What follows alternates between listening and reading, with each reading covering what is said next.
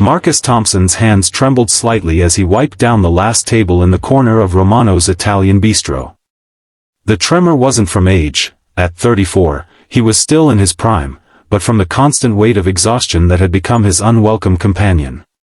The dinner rush had finally ended, and the restaurant's warm lighting cast long shadows across the red-checkered tablecloths. Most customers had filtered out into the cool October evening, leaving behind only the lingering aroma of garlic bread and the soft murmur of a few remaining diners. Marcus glanced at his watch. 9:47 p.m. His daughter Emma would already be asleep by now, tucked safely in her small bed in their one-bedroom apartment just a few miles away. Mrs. Rodriguez, their elderly neighbor who watched Emma during his evening shifts, would be dozing in the recliner, the television providing a gentle blue glow in their modest living room. This routine had become Marcus's lifeline over the past 2 years since his wife Sarah's sudden passing from a heart condition that doctors said was undetectable until it was too late. The weight of single parenthood pressed down on his shoulders like the heavy pack he used to carry during his 3 tours in Afghanistan. But unlike those missions, this battle had no clear objective, no extraction point, no end in sight. It was just him against the world, trying to provide for a 7-year-old girl who still asked when mommy was coming home. "Marcus, you can head home after you finish that section," called Tony Romano, the restaurant owner, from behind the bar where he was counting the night's receipts. Tony was a good man, understanding about Marcus's situation, but even his patience had limits when it came to the bottom line. "Thanks, Tony. Just need 5 more minutes," Marcus replied, his voice carrying the practiced steadiness he'd learned in the military. "Never show weakness. Never let them see you break." These were the mantras that had kept him alive overseas and were now keeping him functional stateside.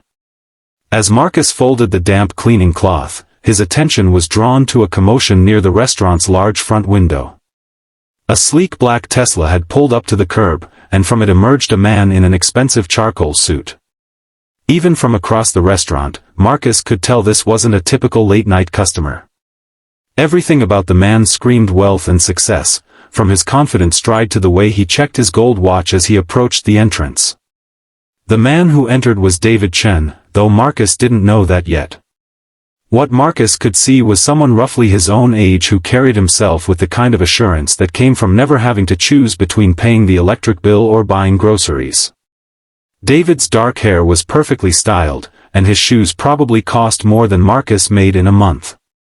He was the kind of person Marcus had once been trained to protect, back when his world made sense and he wore a uniform with pride. David chose a table near the window, apparently unbothered by the late hour. He ordered quickly, the salmon, a side of roasted vegetables, and a glass of the house red wine. Marcus noticed how David's fingers moved constantly across his phone screen, the blue light reflecting off his wire-rimmed glasses. Even during his meal, the man seemed incapable of disconnecting from whatever digital world commanded his attention. Marcus was refilling the coffee station when he heard the bell above the door chime again. This time, 5 men entered together, and immediately, every instinct Marcus had developed during his military service began firing warning signals. These weren't customers. Their movements were too coordinated, too purposeful.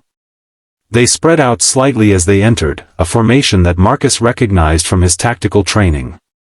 Their eyes swept the restaurant not like diners looking for a table, but like hunters surveying territory. The leader of the group was a tall man with a shaved head and intricate tattoos crawling up his neck. His companions varied in size and build, but they all shared the same predatory awareness, the same barely contained energy that Marcus had seen in men who were preparing for violence. They wore dark clothing that could conceal weapons, and their body language screamed danger to anyone trained to recognize it. Marcus's breath caught in his throat as memories flooded back, the weight of his rifle in his hands, the adrenaline surge of an ambush, the split-second decisions that meant the difference between coming home and becoming another name on a memorial wall. His hands steadied, the tremor disappearing as his military training kicked in like muscle memory. Tony, busy with paperwork behind the bar, hadn't noticed the shift in atmosphere. The few remaining customers were absorbed in their own conversations or their phones. But Marcus saw everything, how the 5 men positioned themselves to control the exits, how their leader's eyes locked onto David Chen with predatory focus, how one of them casually moved his jacket aside to reveal the handle of a knife. Well, David Chen, the leader called out, his voice carrying across the quiet restaurant like a crack of thunder.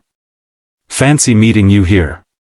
David looked up from his phone, and Marcus watched as the color drained from the CEO's face. Recognition flickered in David's eyes, followed immediately by fear. This wasn't a random encounter. This was personal. Jake, David said, trying to keep his voice steady as he slowly placed his phone on the table. I didn't expect to see you here. Jake, the tattooed leader, laughed, but there was no humor in the sound. I bet you didn't. Thought you could just ruin my life and disappear into your fancy corporate world, didn't you? Marcus moved closer, pretending to wipe down a nearby table while positioning himself within earshot. His mind was already calculating distances, angles, potential weapons, and escape routes. The salt and pepper shakers on each table could be thrown to create distraction. The heavy wine bottles behind the bar could serve as improvised weapons. The kitchen had multiple exits, but also knives that could be used against him if the confrontation moved in that direction. Jake, please, David said, his composure cracking. Can we talk about this somewhere else? These people have nothing to do with our business. Our business? Jake's voice rose, causing the other diners to finally look up from their meals. You mean the business where you destroyed my company?